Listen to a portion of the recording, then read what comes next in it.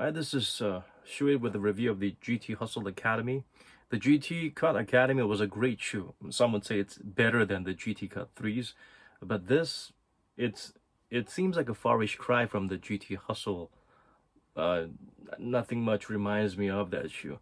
First of all, for a size 9.5, it weighs about 275 grams. So for a size 275 centimeters, it weighs 275 grams. I don't know if that's intended, but if they did, good job. This is supposed to be a lower budget, lightweight version of the GT Hustle, but uh, GT Academy, different name. It's affordable but good, as good if not a better shoe than the GT Cut. This, I would call it the GT Hustle Economy class. Yeah, it's pretty lackluster, but it's super lightweight.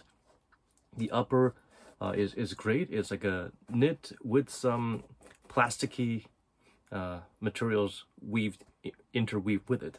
What I like about the fit is that there is no crazy stupid dead space, and the knit forms and hugs around your foot nicely, providing good lockdown. And the fit, I would say you need to go up at least half a size. This is very, it's not a tight or weird fitting shoe, but it kind of runs short and not narrow, but yeah, it really hugs your foot. So I would say go at least half a size up. If you have a very narrow foot and you like a very tight fit, then you can go true to size. Overall, the padding is very nice all around. Unfortunately, even though there's a heel cup and everything, it does not clutch to heel nicely. There's no heel slippage vertically, but laterally, I feel a bit of an insecurity there. The midsole material, I don't have the intel to define or determine what exactly the materials are, but they feel like regular EVA or maybe Cushlon, a layman's Cushlon, but it does not feel as plush as the GT Academy, where it used a little bit of Renew foam and Phylon and EV materials and Zoom on the forefoot. This has nothing but this plain old foam, but it compresses nicely in the heel. So on the forefoot, it's very low to the ground. You don't feel much of a cushioning, but you should get really good insoles to try and supplement that. It comes with a very plush, thick, spongy-like Ortholite insole, but you know these things they just bottom out really quickly. So get a substantial EVA or polyurethane type of insole to go with it, and you'll feel like the shoe is much better than what it should be. The outsole pattern is a little puzzling. It's not exactly providing a great bite. You will feel yourself sliding every now and then. As you can tell by the pattern, it's very it's like, I don't really care, but I'm just here. You feel a little bit of a slippage every time. You don't feel that immediate bite. It lacks bite. It's like GT Economy with GT Economy, GT dentures. It's not really great. And the rubber itself and the thickness, it's okay, but these are blades, so they might not exactly be the most durable.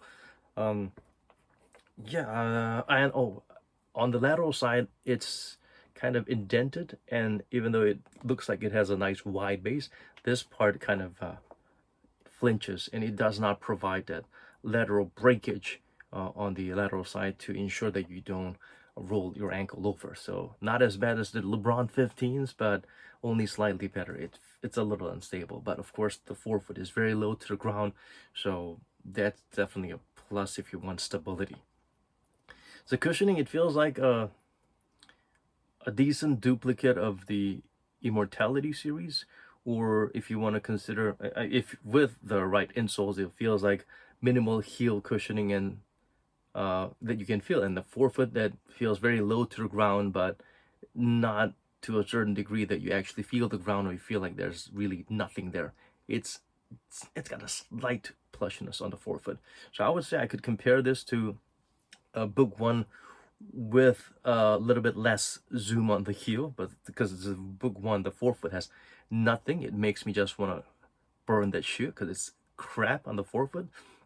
It feels a little bit like the previous Kobe models, like the 80s and the Kobe 4s and Kobe 10s, where you have some substantial cushioning on the heel but not much on the forefoot. I would say it closely resembles the Kyrie series 2, 3, 4, where they just have a little bit of a zoom in the heel and nothing much on the forefoot. except this is probably a slightly more plusher, but it does not have a zoom, so it's not going to be very durable in terms of consistently providing you with that same amount of cushioning that you experience right off the box. Yeah, it's affordable, but I would say go for it only if it goes for like a 50%, 70% discount, because it's not really offering much. Lightweight, minimal cushioning, not so great traction.